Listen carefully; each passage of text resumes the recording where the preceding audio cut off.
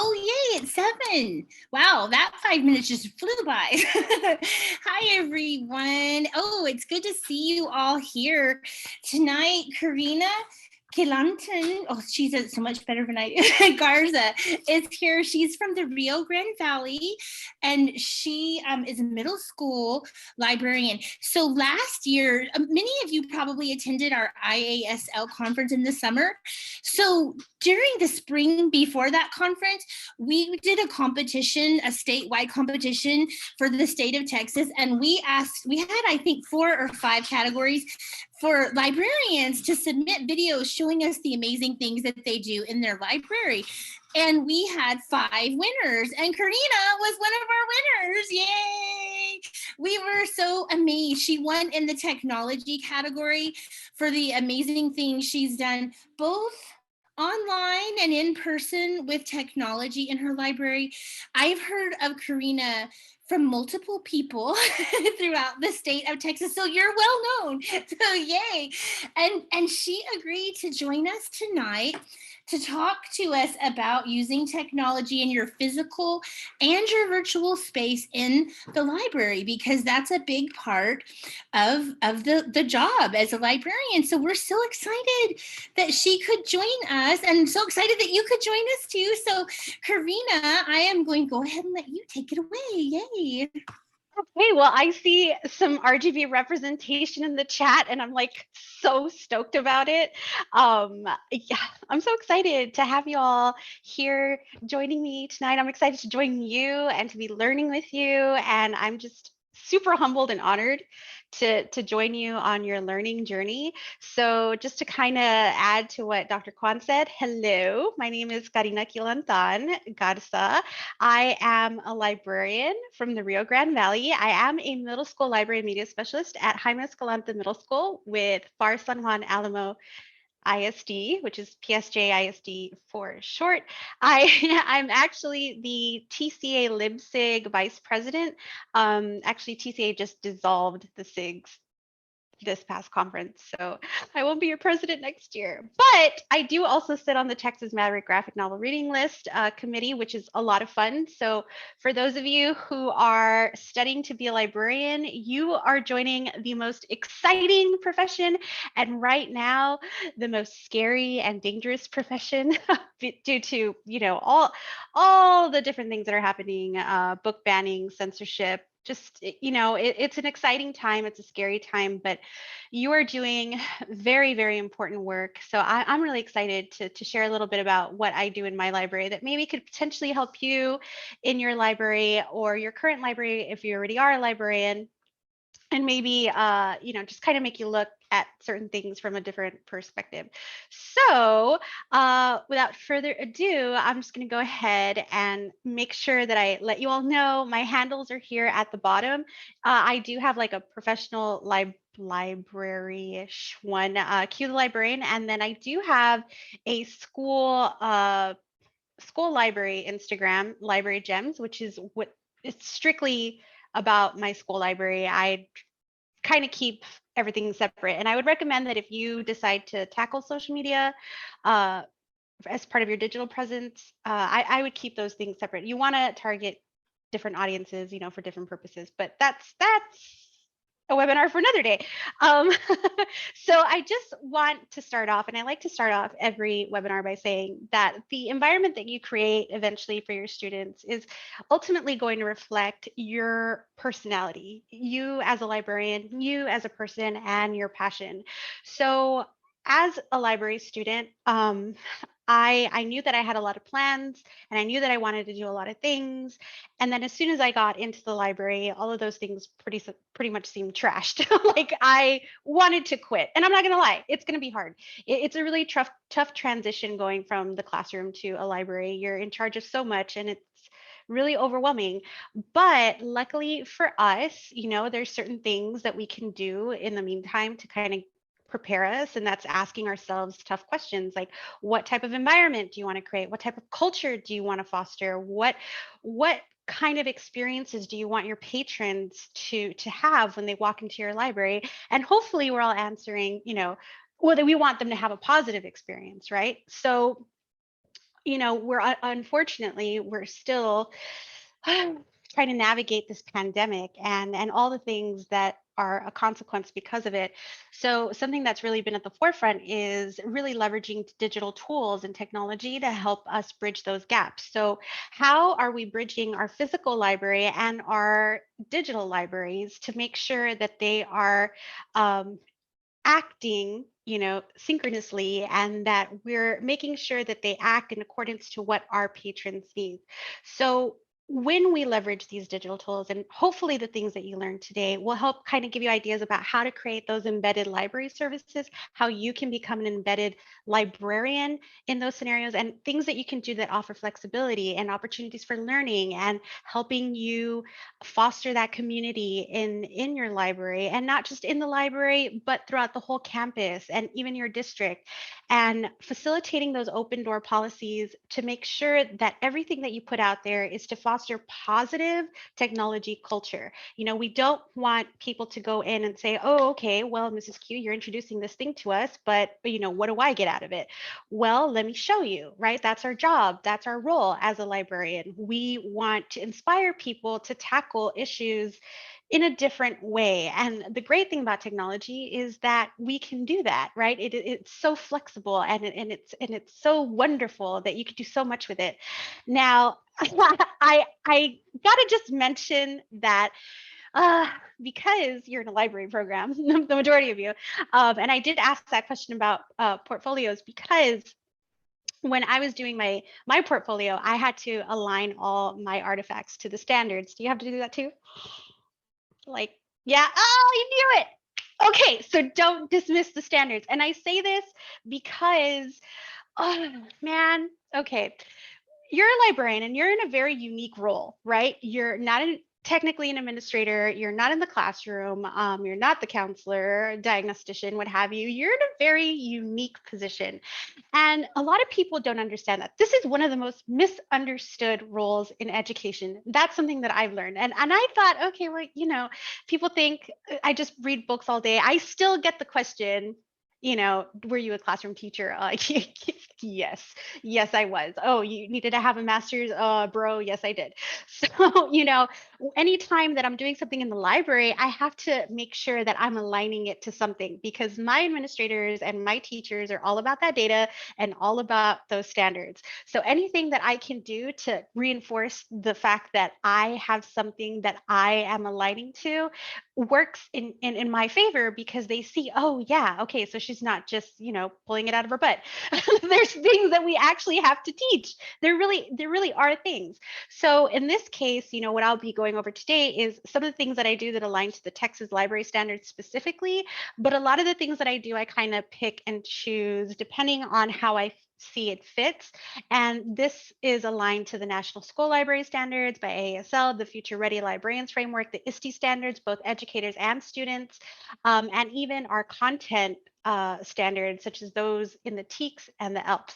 And if you're from Texas, I think we pretty much know what that is, right? But so there's pretty much 6 standards, right, that we have to teach. And it's like, what? Why? So unfortunately, that's what we have to do.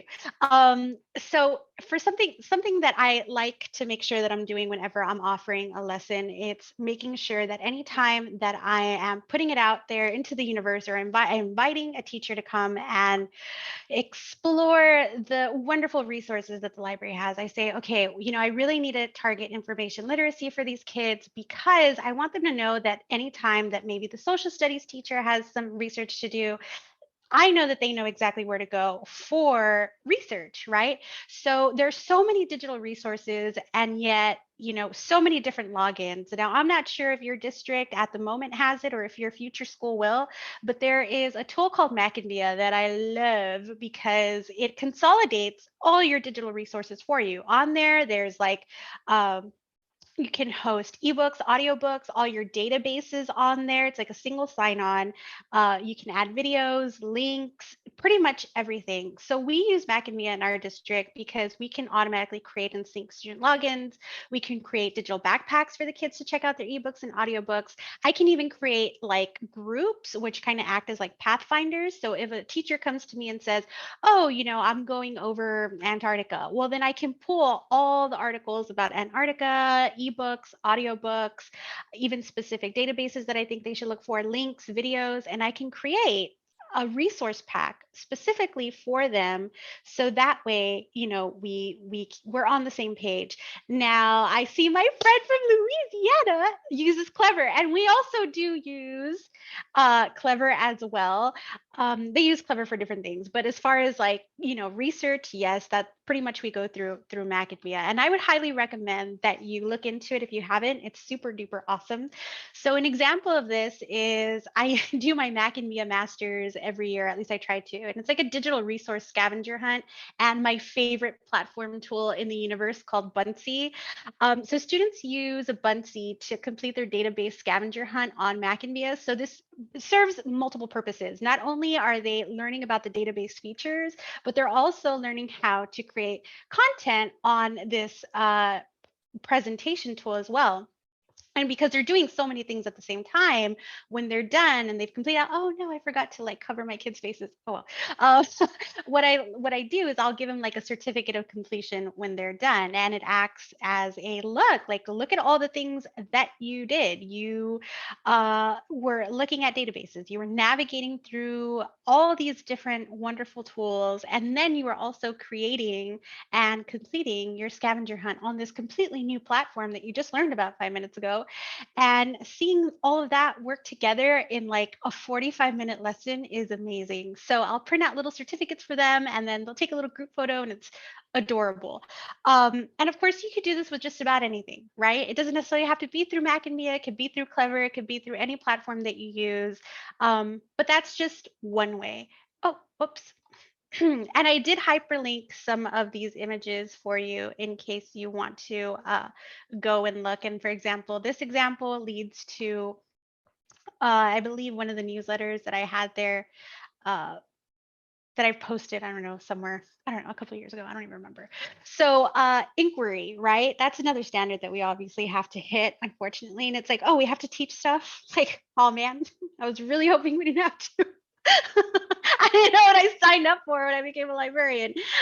No, but it's a lot of fun because you're in like such a flexible role that it lends itself to a lot of things. You are, your center is acting as like the hub of information, right? And when you're teaching stuff, I'm not gonna lie, if you're gonna be a new librarian, it's gonna be really tough to create and build rapport with some of your teachers. I think every first year librarian has that problem because I hear it all the time. Now, if you're one of those rock stars already that's like, no man, I got this, don't worry about it. Unfortunately, that might be a reality. I had like the hardest time collaborating with teachers at first. So what I did was I reached out to one or two teachers, one or two teachers that really bought into my vision of like, this is how I want research to look. This is how I want programs to look. This is how I want literacy to look.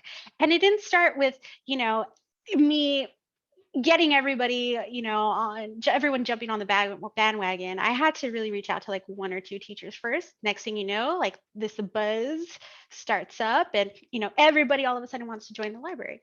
So what I would recommend in this case, if you had to do something that really had to align to the standards that you're teaching, is first creating those partnerships and building a solid collaboration effort with your teachers, and teachers that you really trust, and teachers that really trust you. I think it goes both ways. I think trust is a huge thing that plays into how well our libraries function, because if they don't trust you, it's really hard for you to do your job, especially if you don't trust your staff either, right? So you're just keeping that line of open communication and inviting classes to explore the information that they're learning about based on their units and their themes, and making that research accessible, relevant, engaging. Like, I know everybody wants to do blackout poetry every year, but like if I have to see someone do it one more time, I'm gonna lose it. Or like a blind date with a book. I'm sorry, I said it. Blind date with a book. I can't anymore. I can't do it. I tried. I tried. I'm sorry. You'll get there eventually. Trust me. First year librarian, you're going to want to do blind date with a book. And I get it. Yeah. But by like the third year, you're going to be over it. So, look for those trends. Look for those trends. See what's trending. That's why I say join social media, because it's awesome. You'll be up to date with everything. So this next activity that I'm going to demonstrate or kind of show you, I'm actually doing this tomorrow. So I'm like super excited. Our social studies classes are coming in tomorrow to explore Mac and VIA, but specifically our database with Britannica School. They're going to learn how to filter results, and students are going to search for biographical information on the database to create a visual word collage of activists' identities for Black History Month using Adobe Creative Cloud Express. Now, this is something that I saw a lot of librarians do about themselves, like who they were as an educator. And I thought, what better way to do this with the students than to, kind of connect it to what they're learning. And in this case, yes, do it with the kids. Do it with the kids. So I was like, okay, I don't know about anyone else, but Donald Glover doesn't know that he's my husband. So he doesn't know yet. He is gonna know soon. And I was like, okay, I need to see if he's on Britannica. Yes, he was. So this is the example that I'm going to give my students tomorrow. One of my students was like super overachiever. She's one of my library ambassadors, saw me working on this, and she's like, oh, can I make one already? Girlfriend's already done with hers. I was like, oh, that's awesome. So she's done for tomorrow. But and the whole reason that I was able to even do this or think about it was because I formed those partnerships with other educators and with other librarians, and I participated in my PLNs and actively seeking for new ideas so that my library programs and lessons don't get stale. Nobody wants a stale library. I don't like stale chips. I don't want stale programs. So in this case, it's great. It's great to talk about, okay, all the things that we do as librarians for research and inquiry-based learning and all that jazz. And I wish I could go over that for like another hour. That would be amazing because I love research. But of course, we're librarians, right? We got to do everything. We're in like 50 places at once. So in addition to all the technology integration, okay, what do we do for reading? And everybody thinks it's just sitting there with a book, physical book. That's it, so how do we give those digital collections a physical presence? And I had problems doing this at first because like, oh, I have all these ebooks and my audiobooks and I feel like they're just going to waste because the kids like the physical books, and I get it. But I guess a silver lining, as part of like the pandemic lockdowns was everybody accessed the electronic books because they didn't really have a choice. And now it's just become a part of the reading culture at our campus. So, something to help sustain that type of readership is encouraging device-friendly environments in the library. If I know that certain devices cannot be connected, I will call my technology departments, or I will reach out to someone that can help me download applications to the devices. And using passive programming and displays, like what are you reading Wednesday, or what are you listening to Tuesdays for audiobooks, and just simple things that can kind of help grab the kids' attentions about what you have available online. Sharing your ebook stats on newsletters, super important, because you have your physical library circulation statistics, but you also want to display what is happening in this digital world that is your library. So don't negate that, don't dismiss it, because it is super duper important. It's like a completely different area. And it's just as important as the physical things that happen in your library. And anytime that you're book talking, include digital titles, because, the kids, yeah, can find it on the shelves, but it's like, what do you have available online that maybe is multi-access where, anyone can read it at the same time, maybe an impromptu book club, the sky's the limit. And something that Macadamia, and I don't know if all it does, but I know Macadamia for sure, they'll give you like stickers that'll say, I'm available as an ebook too, or I'm available as an audiobook too. So if I get a print copy, I can slap the sticker on it and say, hey, this is also available as an ebook, and there you go. So if somebody has a physical copy, you can have the ebook copy as well. And of course, creating an interactive boards. Now, I don't know how familiar you are with Flipgrid, Buncee, Moat, Snaps, and Trailers, but anything that you can do to link a book talk to a QR code and slap it on a bulletin board, trust people will view it. I didn't think anybody was going to scan this QR code at TCA, and guess what happened? They did. So kids too, they'll have their phones and they'll see like my display and they will scan it. So this is just an example of that. So for example, on social media, I make sure to book talk a book that is available electronically on Macadamia, and I'll post it everywhere. I'll post it on social media. I'll post it on the library's webpage. I'll post it in the library's Google Classroom. I will post it on Microsoft Teams for the teachers. I will send an email about it. I am like that super annoying person that just like, here you go, library. I just don't want anyone to give me like that feedback of like, oh, well, we didn't know about it. It's like, dude, I sent it to like 10 places. Like, don't tell me that you didn't know because I sent it. But one thing that I really, really do like to do, because Buncee is like the love of my life, I like to record my book talks on Buncee and create like Buncee boards, which are basically a collection of all the Buncees that you want to add to your board. And I don't know, can you see this? Or yeah, okay.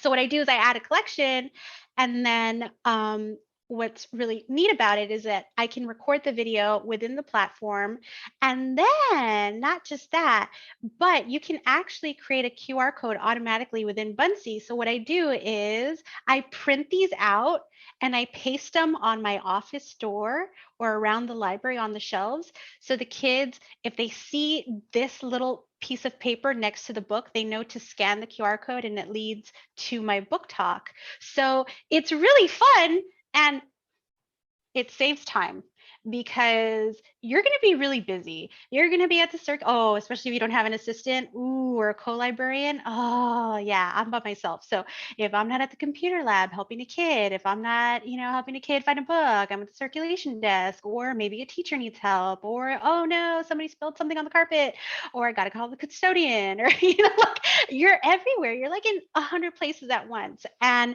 you want to make your life as easy as possible. And something has a QR code, just slap it, your book talk, record it, 3 minutes, done. It doesn't need to be like the most magnificent thing. I've been using the same template for like 3 years, but it works, it works. I should probably change the Bitmoji though. That does not look like me anymore. And also, like, okay, maybe videos aren't your thing. There's this really cool extension, a Google Chrome extension specifically called Moat. And when you connect it to your, let me just show you right here. When you, can you see that? Like my little pop-up Moat thing? Okay. You can record a voice note, yada, yada, yada, yada. And then when you share it, you can download it as a QR code. And so what I did was I created a little graphic on Canva with an image of the book that I really liked, some information about it, and then I will download the QR code or upload it on and put it and paste it on that design, print it out, and that's my shelf talker. So maybe you're not one for videos, but you just want to record your voice. You can do that too. And the kids can scan to listen to my 30-second book talk. I know they're not going to listen to me longer than 30 seconds. I mean, let's be real, and especially a video like, okay, Ms. Q, shut up. But maybe 30 seconds, right? Maybe, hopefully. And you know what? I had a lot of people check out that book because it was bright, it was colorful, but they could just scan it real quick, listen to my voice. And I don't know if they're scanning it to listen to my voice, but it was a really great way to like, especially promoting new books. I love doing this with new titles. It is so much fun. And, it gets me excited. Like, oh my God, listen to it. I recorded it. And it's really fun just seeing them, around the library and them actually taking the time to check out the book. Another thing that I love to do with my kids as far as reading is creating Bunsey Bento book reports, which are really cute. I love them because there's always like the traditional book review, right? Like, oh, this book was awesome. No, I didn't like it. Okay, but why though? Right. So I'll have them make like a little Bunsey Bento book report with Bunsey where they could add little animations and they can record their voice and it'll play. I don't know if you can hear that, but yeah, so and then I will send that. I'll send that to their teachers and be like, look at what they created, look at what they're reading, look at what they're doing. Isn't this great? Next thing you know, I have like 5 teachers asking if they could come to the library so their kids can make some also. And just because of like one student's bento, right? Or just because I shared that information with them. And it's just so empowering, that the kids and what they create are what eventually makes your program so great. You want to give them that flexibility, you want to give them that freedom, and you want to give them that freedom to be creative. Um, and we all know that there's those kids that like they won't make it to the library. Just to be real, they're not gonna make it to the library. No, they're not, and that's cool. So you got to meet them halfway. But how do you do that? So something that we did this year was our library ambassadors and we created. It was a spin on like Book Hub, what Shannon Miller did with like Grubhub, but we called it Book Dash. And we trained the kids during lessons for like, oh gosh, I don't know, it takes me about 3 weeks to get through like one rotation. So I was teaching them how to use Destiny Discover, how to reserve their books on Destiny Discover, right, which is like the cataloging system. And then once they learn how to log into their account, reserve a book, we'll get that notification on our end, and we will literally deliver the book to the kid in class. So it is so fun because I tell them, look, if you guys don't want to show up, like if you guys don't even want to visit, I get it. I don't like to go shopping. I shop on Amazon. I DoorDash all the time. Like I don't like to cook. I don't want to go to the grocery store. I just don't like leaving the house. So I get that maybe you don't want to come to the library. You have better things to do. I get it, but let me bring the book to you. Man, that first week, oh, that was like the best week ever. I heard from assistant principals that he was hearing about the kids talk about, oh, book dash in the hallways. And that's just so good to hear, from your own administrator, be like, man, I can't believe like you're providing the service. This is awesome. Like, how did you even think about that? I'm like, dude, that wasn't even me. Shannon Miller's amazing. Like, it's just grabbing ideas and kind of fitting them to what works for you at your campus, right? And what you can do to make something, I guess, special and relevant. So I even asked the kids, do you want to call it Book Hub or do you want to call it Book Dash? Book Dash, anything that we do in the library, I have the kids help me create, especially with my library ambassador program. Oh my gosh, that library could run itself, honestly. And they help me come up with all types of programs and ideas. So I literally run ideas through my students first before I decide on anything because I'm not going to be the one doing it, right? It's them. I want them to be and buy into the idea. Now, as far as digital learning, and creating those hubs of information, we're librarians, so we have to obviously curate our resources very well, because if not, then maybe we're not good librarians. I don't know. Do I slack? Yes. Yes, I do. I won't lie. We're very busy. So you have to think about how you can maximize like the resources that you already have available. Some of you, I think some of you are still in schools, right? Whether you're teaching or whether you're already a librarian, I think at some point or another during the pandemic, we had to utilize a learning management system, right? Whether that was Google Classroom or Canvas or Schoology, right? I think that's what it's called. Um, Kind of navigating those LMSs to really capitalize on those features and functionalities. So determine what you can actually do within the platform to kind of host all your information on there. So for example, in my district, we use Google Classroom and we use Microsoft Teams. So I knew in Google Classroom I had to create topics and different areas and really organize it and streamline it so it wasn't so difficult for the kids. And in Teams, well, then I could create tabs and channels for my staff to get whatever they needed. So whatever you decide to do, just host your information where you know it'll be used the most.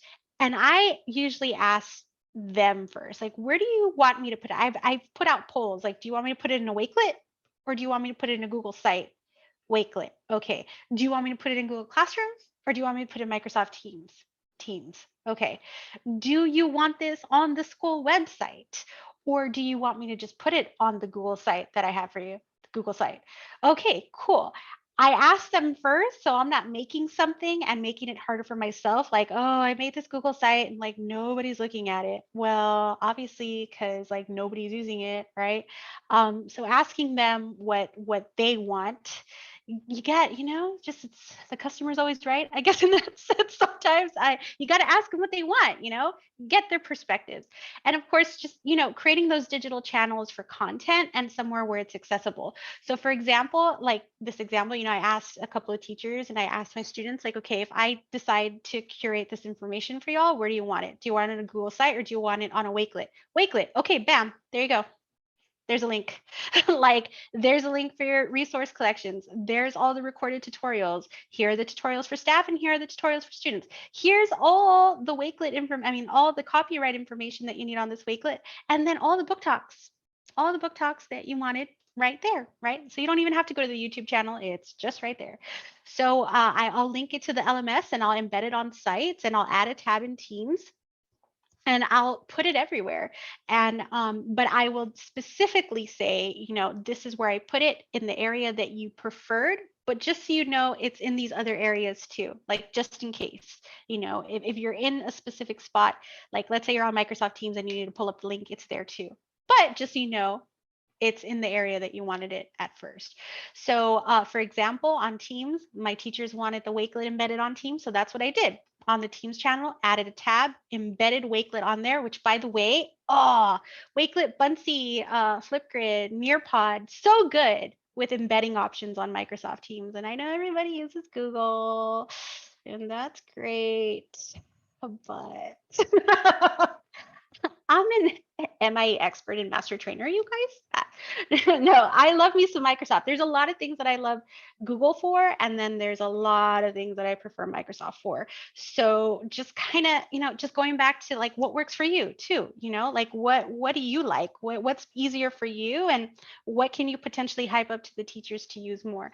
So, and it's great to be knowledgeable in different platforms because you never know what they're going to throw at you next.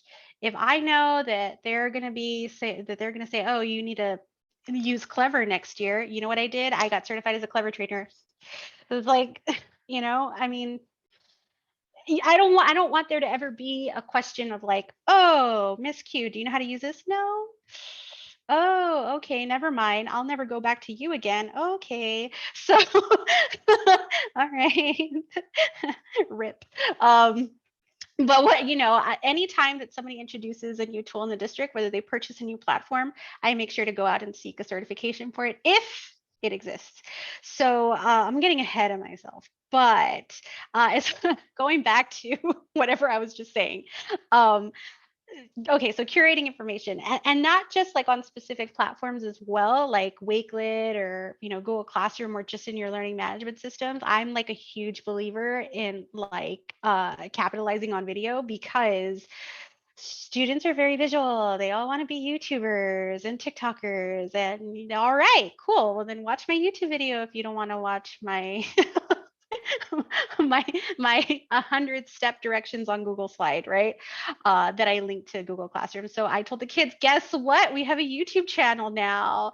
And I think they thought it was going to be cooler than the way I made it seem, but all the videos are on there. Like there's no question. And I put them in two places. I put all the videos on our YouTube channel and a lot of them are unlisted. And because of that, I also host all the videos in Macadamia under the video section as well. So I have them in both areas in case I ever need, whatever link for whatever reason. I know that at least in Macadamia, they all have access to it and it's private. So if I ever have to like share usernames and passwords or something about the kids or whatever, I know that that's like in a safe and contained area versus like on YouTube, it's a little bit more, you got to be real careful with those types of things. But I do love using YouTube for that reason, like for uploading tutorials, recorded webinars, book talks, anything of that sort, and then hosting them within Mac and Via. And you could even put it on a Wakelet and list it as unlisted if you wanted. Or, you could host them on a Google site, right, as an unlisted website. The great thing about video is that you could basically put it anywhere, right, and restrict that access if you need to, since you're working with kids, and have them in an area where you feel that the kids are going to feel comfortable viewing and that works for you. So in this case, like, obviously we want to do everything that we can for our patrons, obviously for the students, for the staff, but like your girlfriend was a little territorial at first, though. Like, I was real bad. I was my first year. I was like, why everybody's in here leaving a mess? Oh God. No, it took a lot. Oh gosh, it took so much for me to just realize, okay, dude, you need to chill out. Like, it was just a water bottle that was left after a meeting. Like, you need to calm down. And I had to really think about where I stood as a librarian and what that meant for my kids and what that meant for my staff. And I didn't want to be known as that librarian who was like really cranky about things that shouldn't even matter. So, you really have to consider, who's the library really for? Who is it really for? Is it yours? And it's like, yeah, that's fine. But no, it's really ours, And sometimes I'll say like my library, but I really like to say our library. And I try to do things that help my students and staff feel like it really is our library. It's not just Mrs. Q's library. Like, I'm just a facilitator, like the kids and the staff are what make it great. I'm just there to like make dreams happen, right? So how do I do that? I ask for student survey input, staff surveys, constant, like ongoing documentation, like random polls and questions in Google Classroom, or just like random emails. And what do you think about this? And what do you think about that? Outreach through my LMS, which is Google Classroom and Teams, making sure that I have a virtual help desk within my LMS so that the kids can reach out in case they ever have a concern. Social media, oh my gosh, yeah, social media has been a lifesaver, because using Instagram for my library has been amazing, because it's like a visual documentary of everything that happens. So like, if anybody ever says, well, what do you do all day? This is what I do. Look at it and follow it. And I don't want to hear anything about how librarians don't do anything, because yes, we do. And putting everything on our webpage as well. Like, I know maybe not everybody views the website, but it's going to be there on there anyway, because you never know. You could be searching for something, and your library pops up and it gives another librarian idea, and you can connect and just share ideas. So you have to determine, okay, well, first, like, what's needed, what's wanted, like I said, with that blackout poetry and the blind date with a book. Like, I even asked the kids, like, do you want to do that? No. Okay, cool, thank God. But if they had said yes, okay, fine, but you're going to wrap up the books. So what I do is I try to offer student surveys every now and then. Like, what are you interested in? Tell me. Mrs. Q is not cool and like 23 anymore. So like, I don't know what you want to do. So I try to offer them opportunities for surveys every so often. So for example, this year I asked them about the programs. I hadn't seen them in 2 years because we were online. Now we're back in person. I'm like, dude, what do you want? Like, what do you want? Tell me. And they wanted Maker Monday and they wanted Minecraft. So what did Miss Q do? She went and got Minecraft certified in the summer, and now we have a Minecraft club. And we're an official North America Scholastic Esports Federation registered gaming club, and we are awesome, and it's adorable. The kids freaking love it. And all because I asked them, and I was excited, like, oh man, you want to do that? Yes, so do I. Okay, let's do it. And Maker Monday, yay, I don't have funds to get supplies. Let me figure it out and fundraise. I'm poor. Donations, please. But it's so fun seeing them stay on a Monday, like all random, on Monday after school to like do crafts. adorable. And I make sure to document all that too. Let me take pictures. The kids make fun of me all the time because they're like, you're always in our face with your camera. And I'm like, dude, because you guys are adorable. And I want to show everybody how amazing you are doing this cute little activity.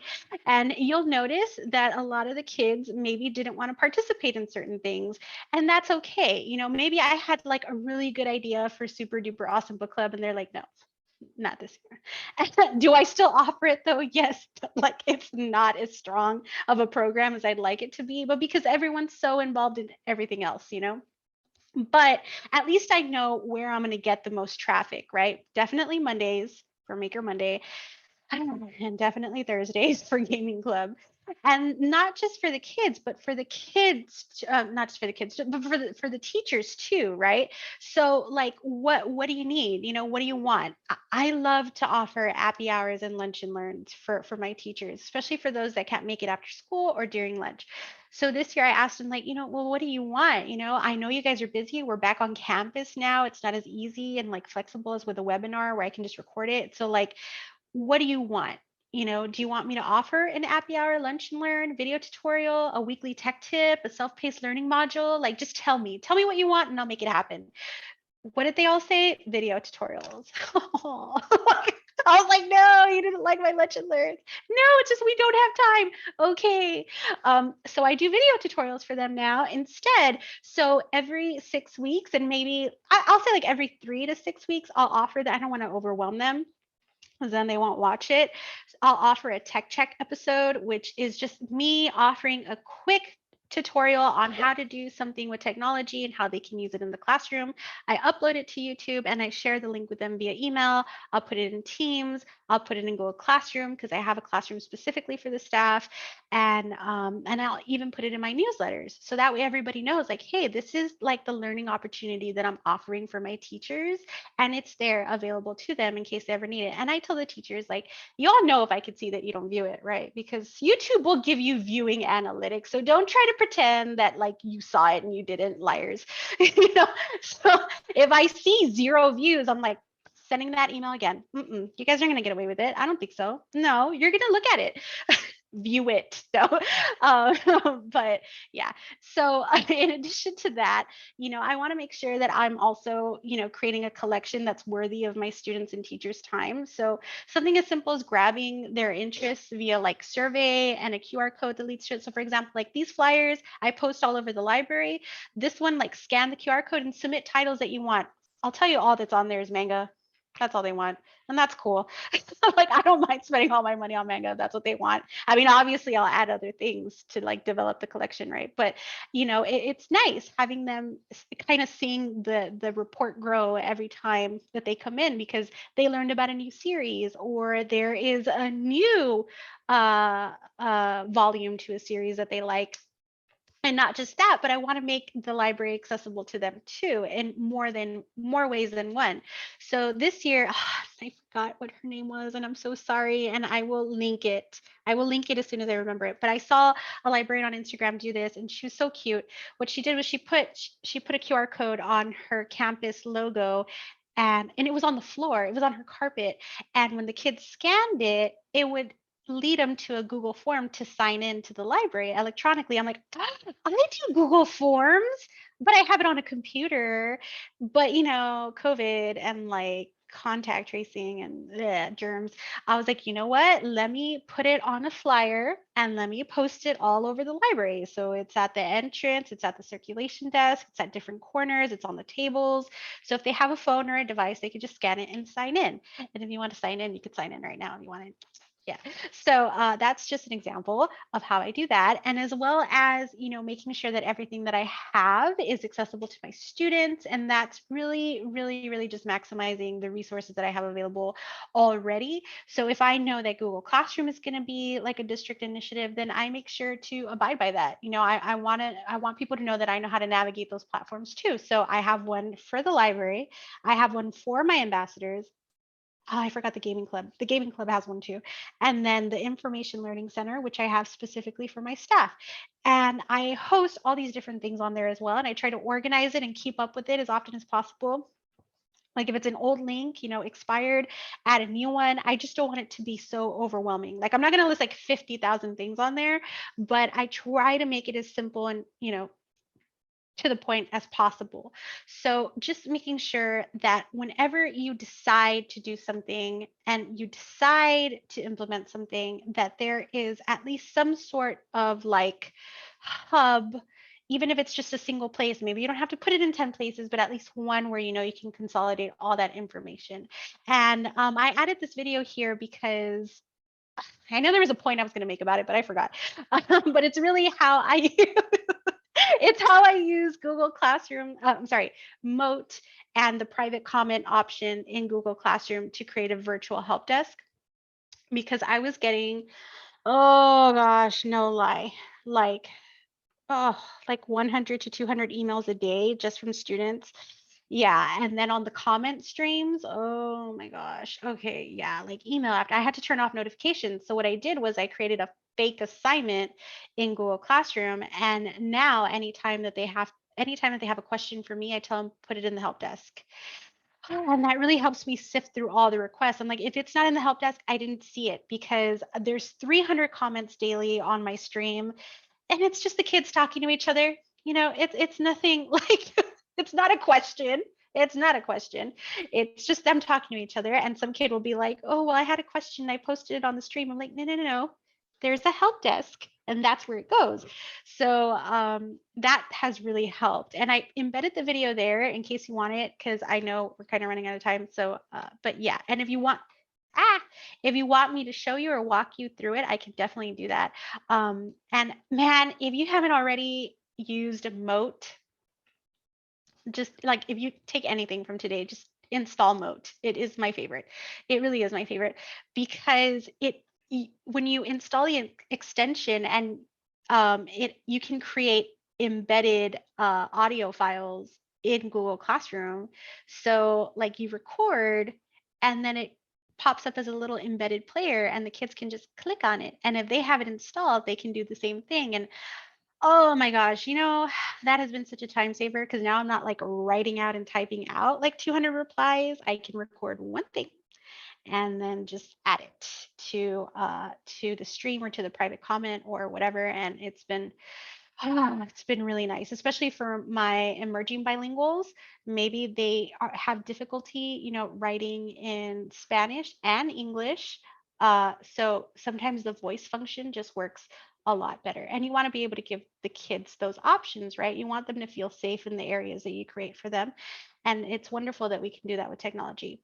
And of course, I mean, I know I already mentioned this, but guys, if y'all haven't, just you need a social media page. That's all I want to say. Okay, just you need something. And anything that you do, I don't know if you already have a library website, but if you do decide to have one, whether it's on a Google site or something that's created by your district, maybe it's not something that you want to do, but I think you should. And it's not my favorite thing to update, but at least I know, if like my administrator who's asked before, do you have a website? What's a link I could give people for all your stuff? It's like, oh, here it is. Here it is. Here's everything. Here's the policy. Here are the hours. Here's all the stuff that we've done. Here are all the clubs that we host. Here's all the digital resources. Maybe the teachers don't access this because I have the information somewhere else for them, but maybe for the public, right? For your community and your parents. Now, I said, being a librarian is a very complicated thing, and it is a very complicated profession, and it is very misunderstood. So take a seat, guys, because we're going to get real. You're not going to be invited to a lot of things. You're not going to be invited to a lot of things because librarians aren't teachers, right? So how do you kind of overcome that whole stigma? By becoming a leader. You become a leader, in essence. Dude, you have a master's, okay? I don't know if you're listening to this right now and you're probably like zoned out by now and you're like, this chick talks too fast, she's a crazy person. Okay, look, If nobody invites you to the table, you bring your own seat. Okay, if they don't invite you, you invite yourself. And sometimes you got to be a little aggressive. I know I am. I want to be all up in the mess. Like, hey, are we doing something cool? What do I do? Tell me, what do I do within reason, right? And a lot of people didn't understand, like they didn't understand what I did during, like, when we first shut down. The first thing I heard, wow, I didn't know you knew all this stuff about technology. You didn't? Oh, okay. So I just got those certifications for nothing. Cool.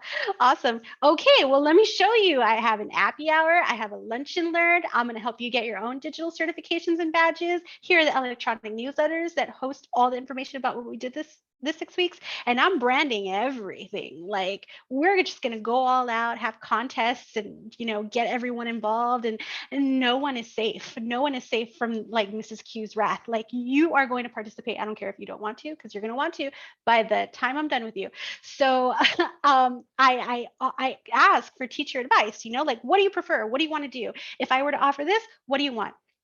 My teachers were evaluated on a McCrell system, which was different than T-test because it was part of a grant. So, and now that it's T-test, right? I mean, everyone's like on edge because we changed the system.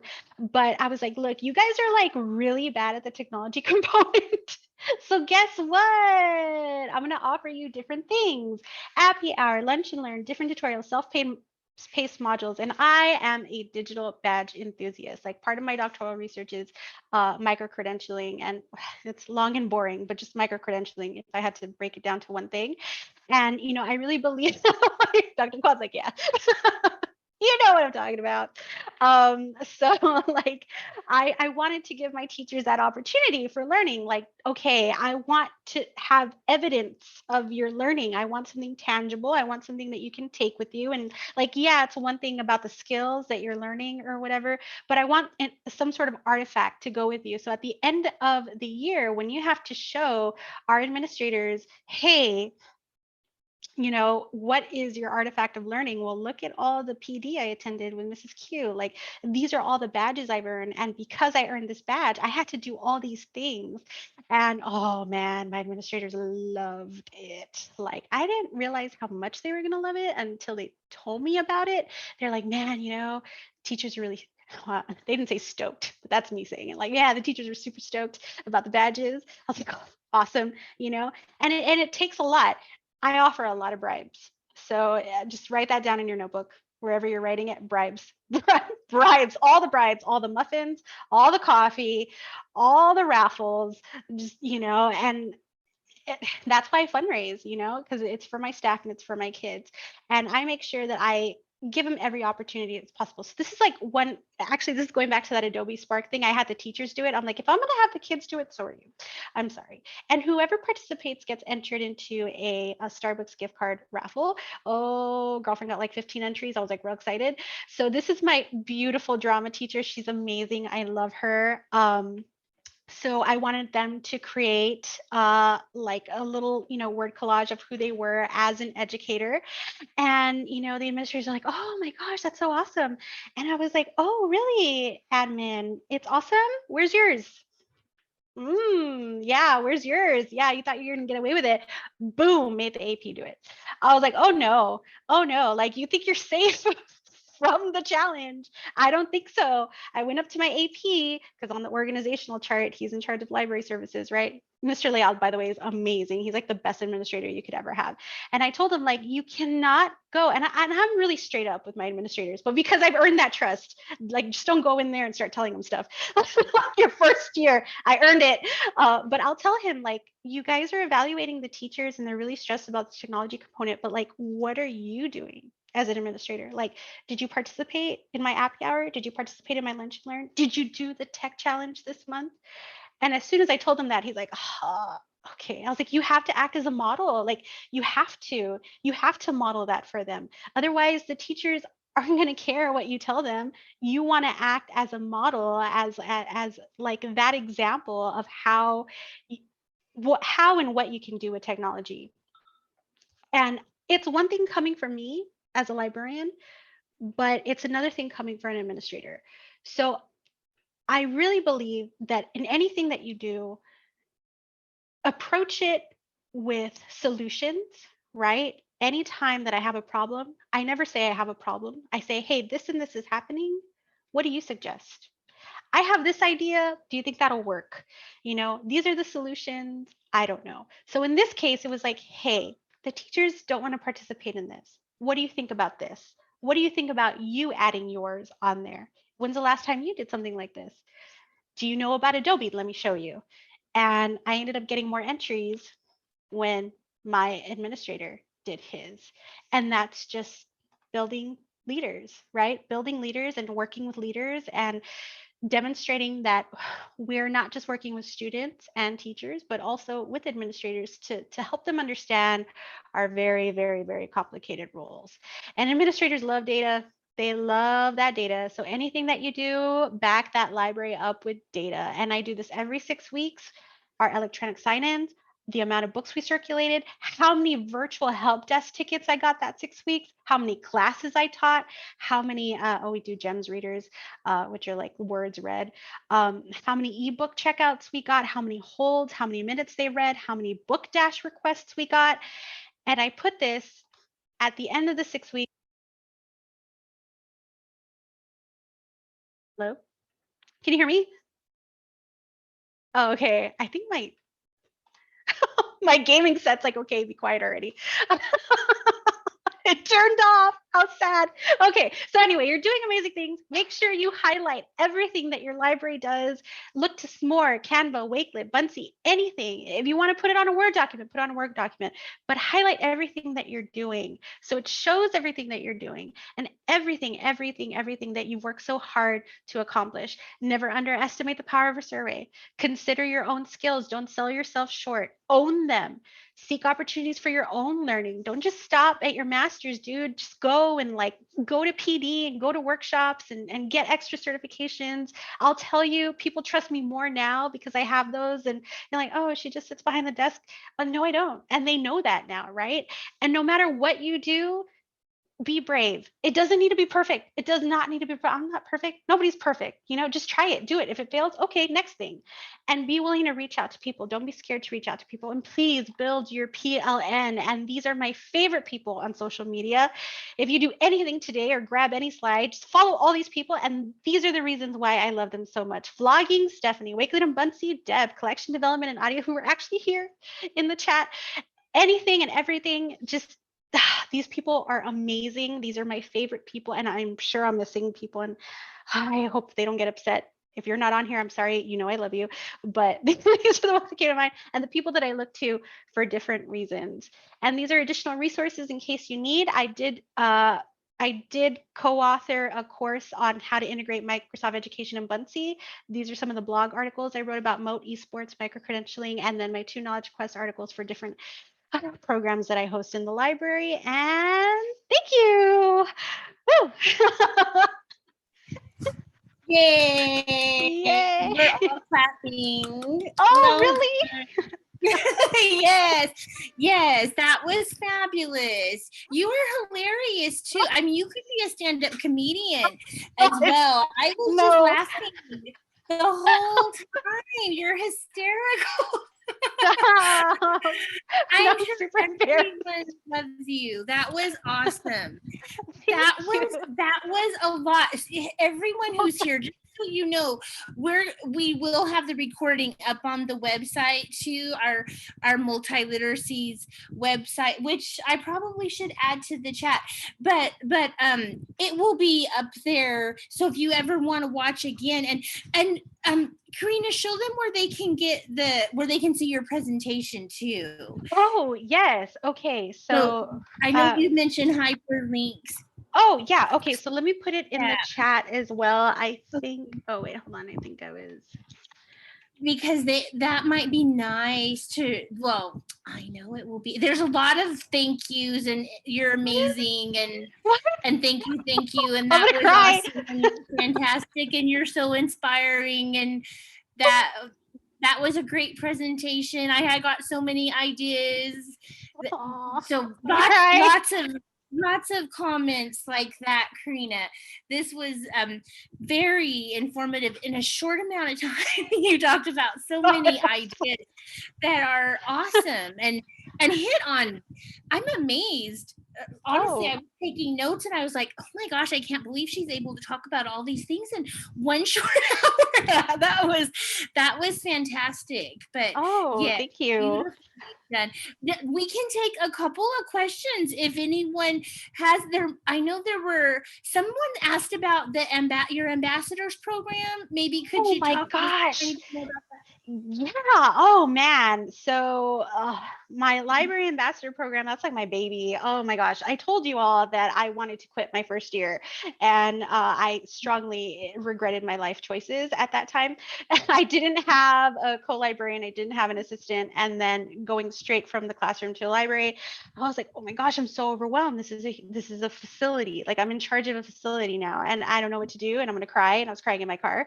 And I was like, I know I have to do something. And then I remembered about an article that I read when I was going through Sam Houston to get my degree. And there was a university, and you know what, I'm going to try to find that article and link it to this presentation once I find it. It was an article about this university who had a library ambassador program. Theirs was a little unique in that I think they paid the kids, but just the idea of having the kids help them with library programming, you know, everything from like, you know, deciding on what programs that exist, to helping with circulation, to tech support. So every year I put out an application to the kids, like, hey, whoever wants to apply, here you go. And I will basically have like a little application screening process. They have to get references from their teachers, like an actual job application. They do a little interview with former ambassadors. And then if they're accepted into the program, they get a lanyard with their name and the cute logo on it. They get shirts, and I'll put them on a schedule, and they'll help me on certain days with certain projects, anything from library management to circulation. And we talk about student privacy. They have to like sign a non-disclosure form, you know, because they're going to be dealing with student information. I make sure that I have another teacher sponsor with me just in case. Um, and just teaching them, like, they genrefied the whole library for me one year. They ran the library for me when I was out for maternity leave. I was out with acute pneumonia, and one of my ambassadors did all my inventory for me at the end of the year. Like, yeah, where did that come from? Like, what?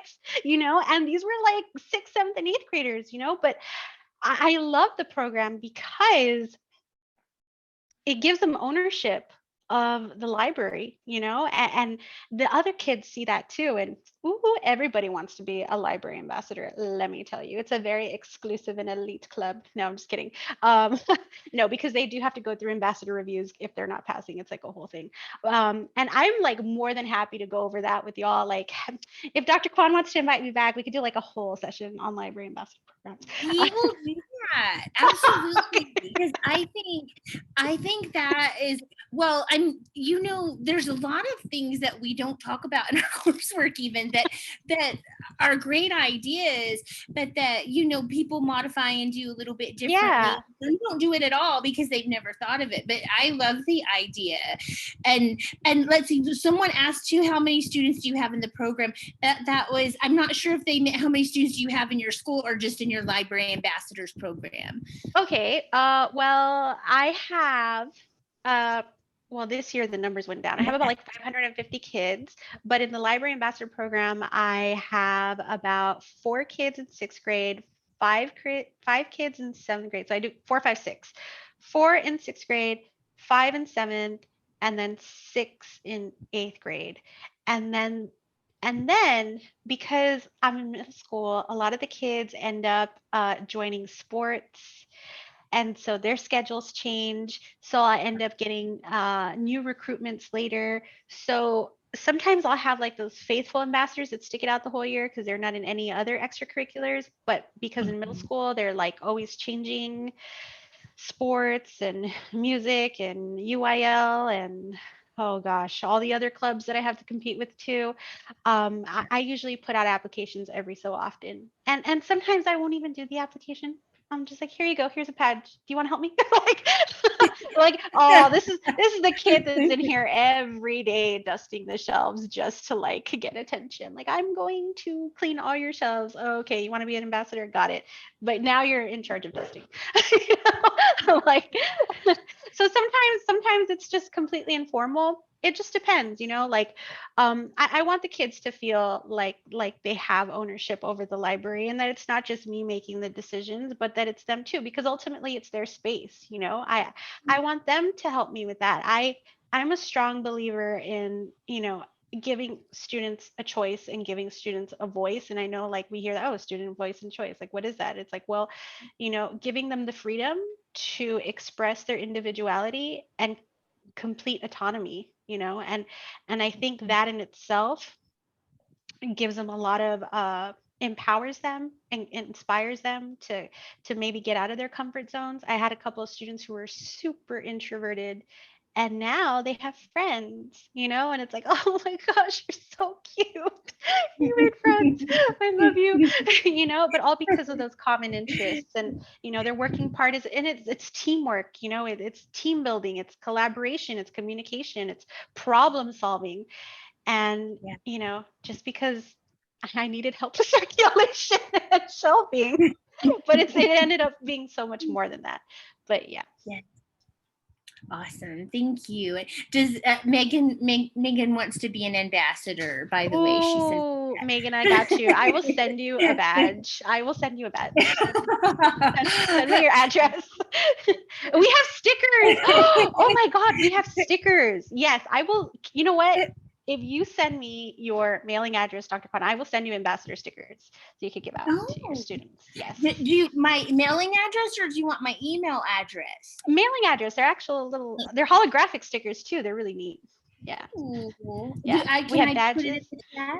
Yeah. Go for it, Nicholas. Yeah. You're all gonna have my address, which is love that. Come on over anytime. There it is. I love that. Okay, I'm going to Everyone is over at our house all the time, so open doors. Yes. I would love stickers though. Yeah, we have lanyards and we have stickers, so I will send you all some. Yay, thank you. Yeah, for sure. Thank you. Does anyone else have a question before we let Karina go? I know, it's after 8, but the time just goes by so fast. I'm having such a good time. But if anyone has a question that you want to ask, Charlotte, hi. Charlotte had me her first semester at Sam Houston. Hi, Charlotte. It's great to see you. I probably look a lot older now. No. I hope you're doing well. I hope you're doing great. Aww. All right, Karina, thank you so much. Let's all give her a hand. You can unmute yourself if you want to. Yay! Fabulous. That was amazing. Amazing. Oh, I'm gonna cry. I'm gonna I'll save the chat notes too and send them to you. Yes, and by all means, let me put my email. If you need to email me for whatever reason, like if there was something that I went too fast on, or if you want a one-on-one, or if you need help with your portfolio at the end of the semester, or you just want feedback or something, because I know it's overwhelming, if you want to follow me on Twitter and Instagram at QTheLibrarian, or email me at qthelibrarian@gmail.com. Like, honestly, I just want you to be successful. I know we just met today, but I just, I love libraries and I love librarians. And I think that you guys are just, it's like the best job ever. And I just want everyone to love it as much as I do. So, like, whatever you want to be my new mentor. Yes, I do. What an honor. Yes, what an honor. Yes, I would love to. No, honestly, if there's anything that you need, by all means, we're here. We're better together. If there's anything that you need, by all means, please do not hesitate to reach out. I love everything that you're doing right now, and I'm going to love everything that you do as a librarian, and I'm so excited for your journey, and I'm all emotional because I love libraries. And you're actually in there and doing it. So, you saying that means a lot. It really is the best job ever. It is. And you're right about it. There's a lot. Librarians wear hundreds of hats, but isn't it so much fun? Yes. It's never a single moment. Every day is an adventure. And, whatever you can think of, whatever crazy, amazing things you can think of to do them. Your kids will love it too. So that was just very inspiring. You think outside the box, and I think everyone just appreciates that so much. So thank you so much, Karina. And we'll thank you to talk about ambassadors. Yeah, no, thank you. It was an honor. It was an honor to to spend tonight with y'all. So anything y'all need, just let me know. Thank you so much. Thank you. And good night, everyone. Good night, everybody. Be careful out there.